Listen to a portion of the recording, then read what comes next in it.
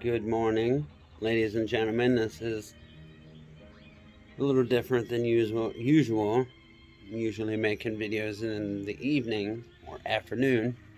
Right now it's about 10 till 8. I slept for about 2 hours last night. I was tired. I'm still tired. But you lay down and close your eyes and nothing happens. Nothing. Every 10 to 15 seconds, you gotta stretch every muscle in your body and relax. And while you're stretching, you get relief. That's it. Once that part's over with, you're right back to being miserable.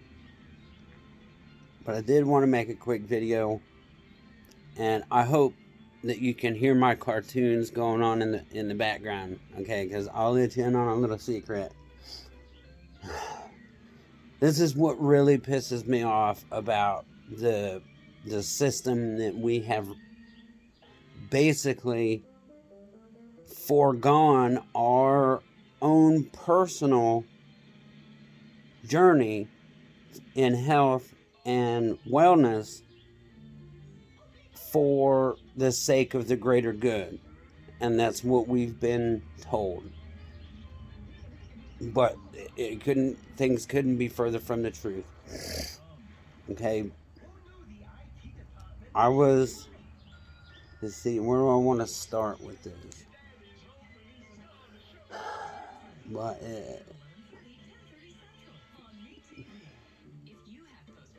I'm very much looking forward to thought clarity, because for many years I have not had that.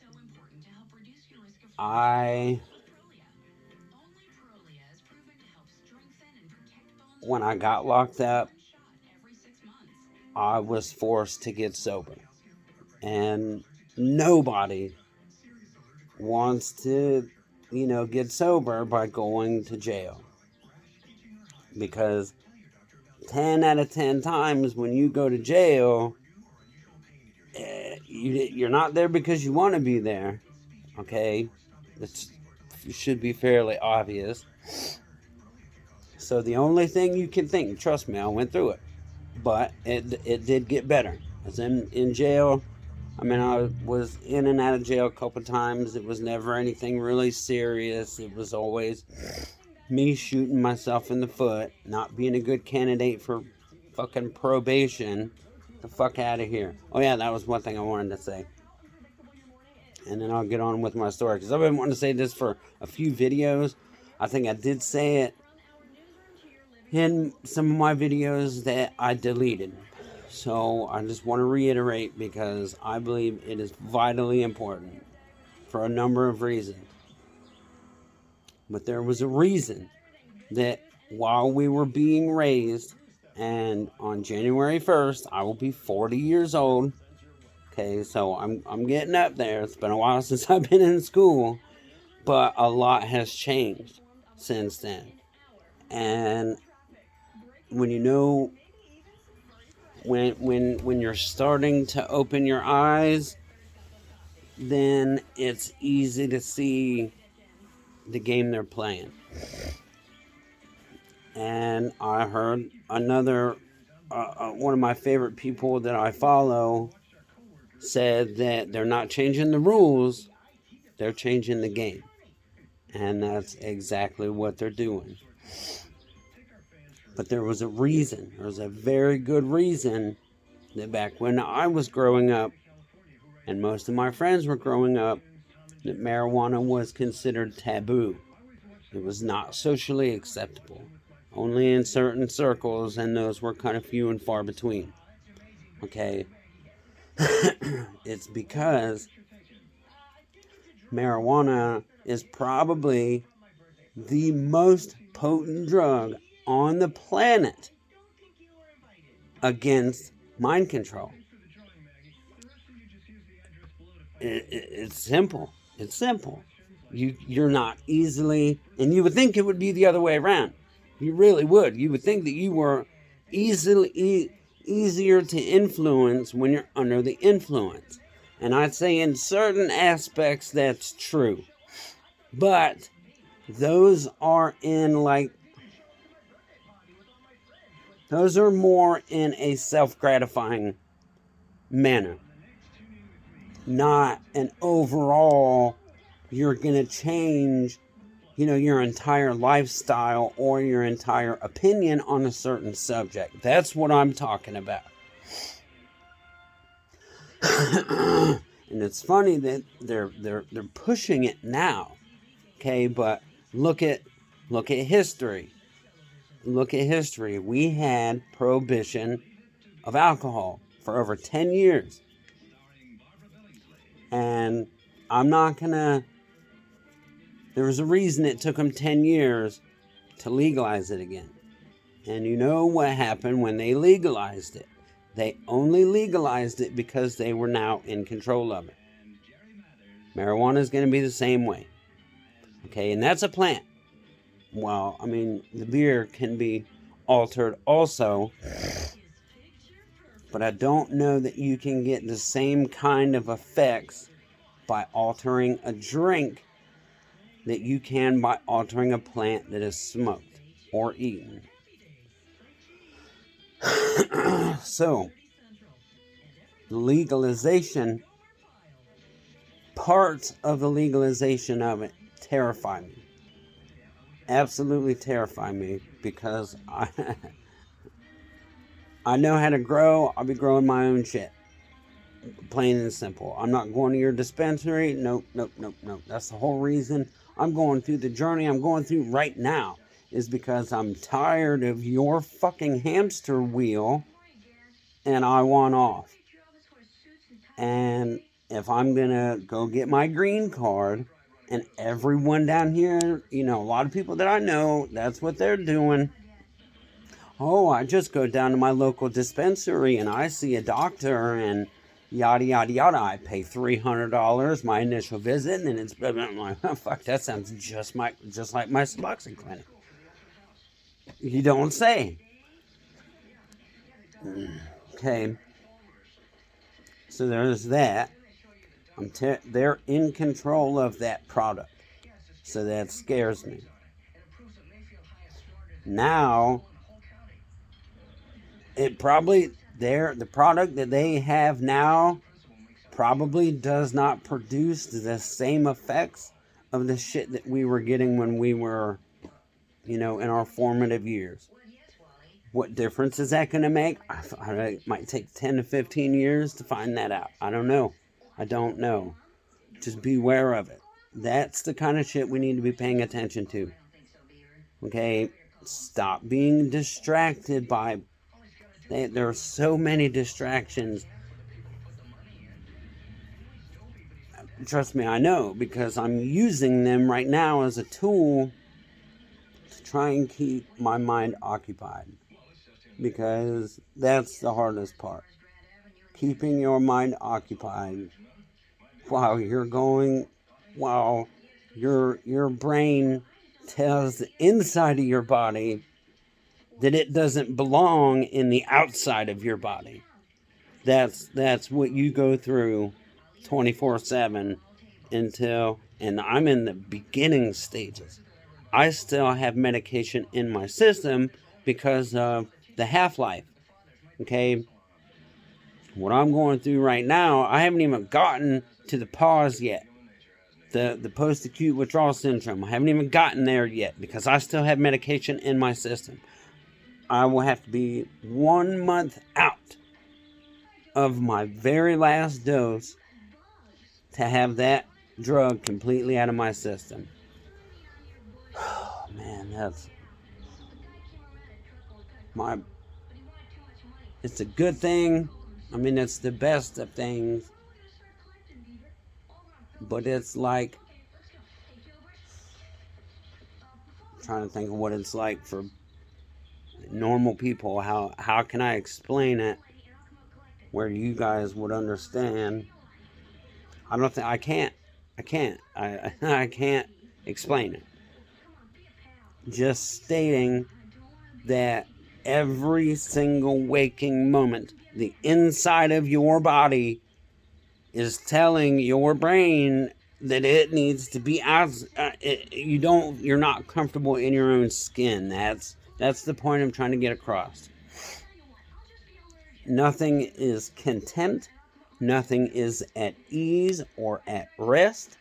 It is just constant motion, thought, breath, motion, thought, breath, motion, thought, breath. Repeat. That's it. And I've been on forums. I've done my homework. I've got my supplements. So, I mean, it could be a lot worse. I know people that have, they're at the stage that I'm at right now that couldn't get out of bed. Okay, so, but I have many advantages that either I didn't have years ago, or I have many advantages over other people going through the same thing. I think first and foremost, I was not a lifelong drug user. I had very long periods in my life that I didn't do. I smoked pot. That was it. It was the worst thing I did. Sometimes cocaine, but and that was in some of my videos that I ended up deleting myself. I never paid at not one time. And I didn't do a lot. I did not do a lot. It was not my favorite, obviously. I ended up getting on pain pills. That's the other end of the spectrum. I don't like being on edge, and some people like. That's why crystal meth and cocaine are so and crack and all that shit. That's why they're so popular. It's the feeling that you get. You're Superman. You're Superman, Superwoman. There's no other way to describe it.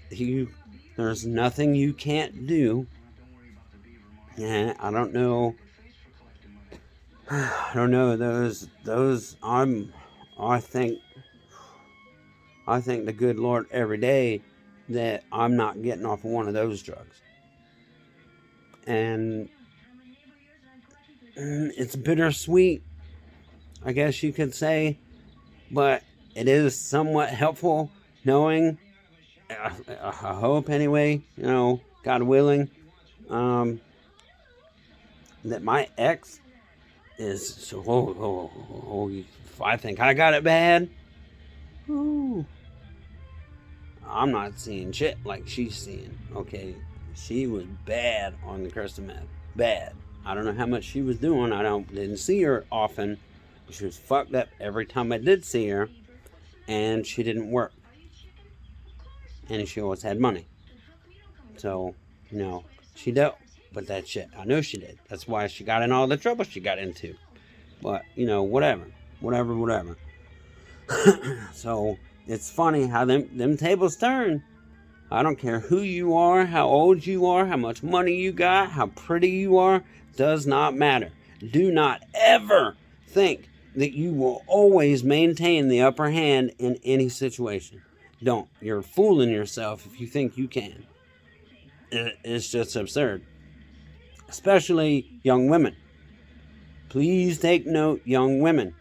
Because, those looks are phenomenal, and, that's... But use it wisely.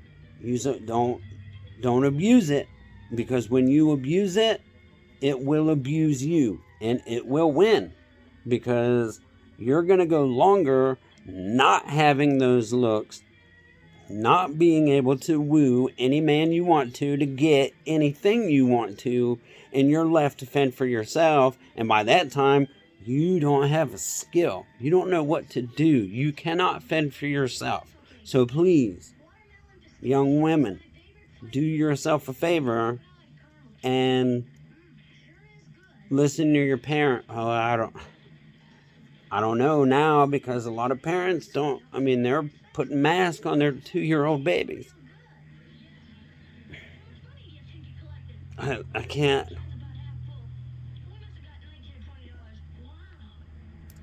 help anybody but myself. So that's probably the main reason I'm doing what I'm doing, because no one can do it for me. All I can do is tough it out, try to pass along any knowledge, if you want to call it that, because we've been kept in the dark for so long. We really don't know anything. We don't know shit.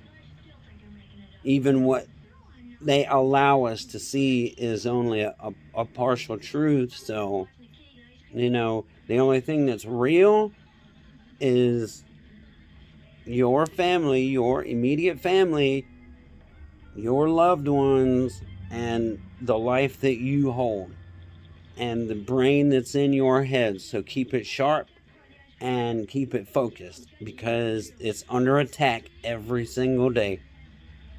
There's no way around it.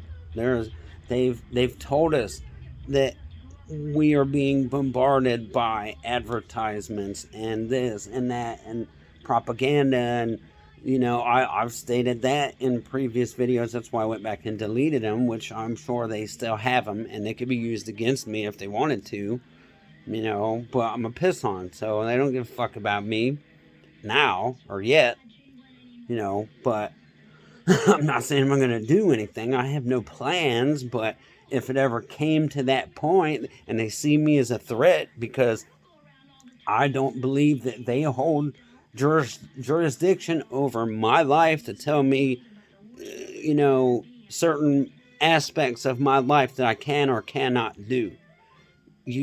I don't have that power over anybody else. Who the fuck gave you that power over me? Okay, so just not buying it. It's funny that at this day and age, it's taking the people that you thought were the outcast, the ones that had no ambition, the ones that didn't value their life when you were young, the ones that you were told to stay away from, the one, oh, look him up in 10 years, look him up in 15 years. I've had teachers say that. Look him up in 10 years, see where he's at. Okay, and at that time, I don't know. No, she'd have been wrong at the time. 10 years I was doing good for myself. It wasn't until I met my first wife, or only wife, ex-wife, whatever. That's when I started fucking up and getting in trouble. Up until then, I kept my nose clean for the most part. Until I was 25. I really didn't I drank more before I was 21 than after I was 21. I never was a big drinker. Like I said, I did do. My neighbor was somewhat of a yayo dealer back in the day. She's a bail bondsman. She had 2 sons. I loved them to death. I lived right next door to them. We play. They were much, much younger than me, but I've always loved kids. Always. Even when I would get paid to babysit. I'd get called 2 o'clock in the morning. She had to go bail someone out. Hey, you don't mind coming over and sleeping with the boys until I get back, right? And she was like, I'll leave your payment in the bedroom, blah, yada, yada, yada, No, I'm like, no problem. So that happened numerous times, and I got hooked up with that. So I had plenty of fun and never paid for any of it. So, and I've gone through some things that, kind of kept me from being able to snort. I still can't. And it was all due when I was like 18 or 19. I was working at the airport in Keystone, and it was being swapped over. It was independently owned, was family owned, like the airstrip, the hangar, everything, and they were selling it back to the city.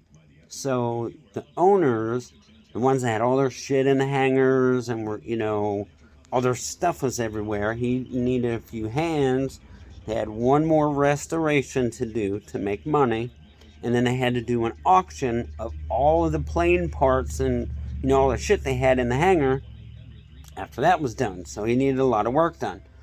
I don't know how the fuck I fell into that job, but me and one of my best friends fall into it. Loved it. Had a blast. All we did was smoke weed. We didn't even drink coffee. Our coffee in the morning was System of the Down playing through my truck speakers, hauling ass to the airport every single morning. It was fucking great. Well, one day we get the airplane in that we're supposed to be, restoring, and we had to strip all the old paint off of it. I don't know how much you guys know about airplane paint, but this shit is very durable. So the industrial paint stripper needed to get it off some very potent shit. Very potent. So we were asked, we had to get paintbrushes, industrial paintbrushes, paint on this orange, thick gel shit on the paint. We had to do small sections at a time. Had to sit for like 15 or 20 minutes, then we could go scrape it off. And then we'd collect it and go on to the next. Well, eventually the belly of the plane needs to be done. It's a small Cessna. Or a Piper Cub or something. I forget what kind of plane it was, but it was a small single engine plane. Very small. So I'm on a creeper underneath the plane. No face shield, no goggles, no nothing. I don't know. I'm young and dumb. Music's playing. I'm working. I don't care. The owner, the boss, the man paying me should have been. I could have sued, but I never thought about that. Never crossed my mind until years and years and years later.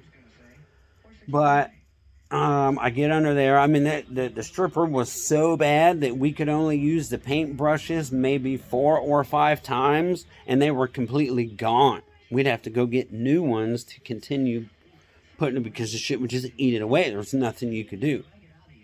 Okay, so get underneath the plane, paint on all the shit, get out from under the plane, let it sit for I think we went to lunch, come back and get back on the creeper, slide my ass back up under there, start scraping it off. I'm going to glob of that shit to go up my left nostril.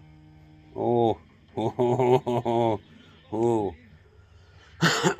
The only thing I knew that I could do was blow it out as fast as I could, get up, run to the water fountain, and start snorting water, trying to deactivate it. It's the only thing I could think to do, because this motherfucking shit hurt. Oh, that was rough. That was rough. Okay, so I deactivated it.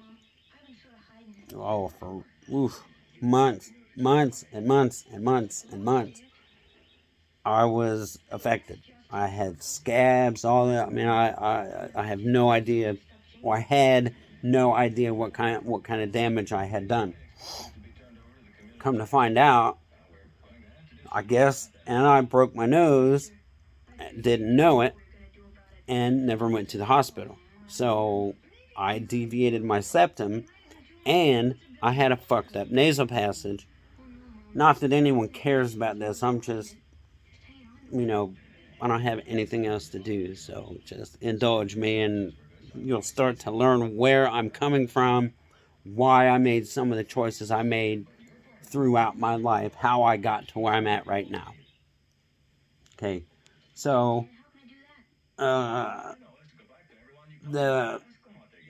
when I was finally able to get surgery to fix my deviated septum, and the doctor told me, which he could say it to everybody, but I don't see that happening. That's like saying every used car, which that's possible too. So I don't know.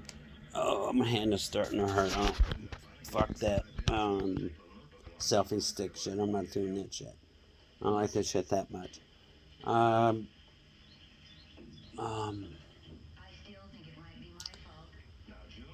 He said my septum was one of the worst ones he had ever seen.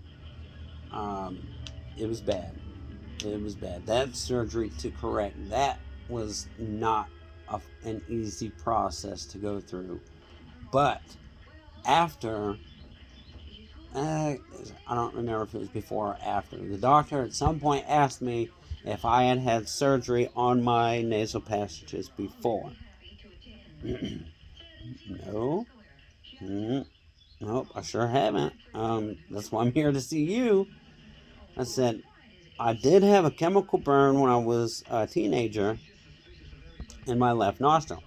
He was like, okay, yep, that's what it was. That's what it was. He was like, you know that my entire nasal cavity over here was blocked off. That paint stripper went up there and melted my skin. One, made it look to the doctor as if I had had surgery in that place before, and somehow it fused this nasal cavity completely shut for many, many years. It was, it was bad. Before I got locked up for, well, I guess all of them, but before I got locked up, when the Breathe Right nasal strips first came out, I had seen them on commercials, never really thought about them. But I'm at work one day. Me and Bill have to go to this man's house because he's got a leaky something somewhere, whatever. So we walk up and he's got one. You know, if you guys wear those things, you know what I'm talking about. First thing in the morning is not, one side of that motherfucker sticking up. It never stays all night, ever. But I see it on him. I'm like, do those things actually work? And he was like, oh, yep, I forgot it was there. And he ripped it off and folded it in half, throw it away. He was like, oh, yeah, they definitely work. And I'm like, okay. So I went out and bought them. And probably 2 nights, I slept with a Breathe Right nasal strip. They worked so well. I said, fuck it, I don't care what people think. And I wore that motherfucker everywhere 24/7. My nose was so raw, because I couldn't do like the Equate brand or anything like that. They were not strong enough. The adhesive was not strong enough. So they did not work for me. I could not use them. I had to use the top shelf shit. I believe they use 3M adhesive. That's some of the best adhesive you can get. My nose was so fucked up. Oh man, it constantly red right here. Constantly red. Oh, it was so bad. So bad, but it didn't matter because they worked and I had to have them. But I don't. Yeah, that's why I've never really been able to do. After that incident of burning this nostril, that nostril's done. You're not snorting anything up that motherfucker for years. Okay, and my right one always stayed clogged. Oh, that's been ever since I was a kid. My sinuses. You ask any childhood friend, and I always is so unfortunate. Remember JD? Yeah, I was a kid, always had a snot rag in his hand. But yeah, that was me. Or in my pocket. It didn't matter what time of year it was. My nose was always fucking running. So there went my nasal drug doing days, which was good. That's a good thing. I never really liked alcohol, so there was only one logical choice if you're going to go down that route. And that seems to be, the counterculture, but they control the culture and the counterculture. So either way, you're playing their game. So, you can't win their game, but you can stop playing. And that's what I plan on doing. So, I hope everyone has a good. I think today's Thursday. I don't know. I haven't put my watch on in probably 2 weeks. There's a I don't know. We'll leave it at that. But yeah, hope you have a good day. Wish me well. Peace.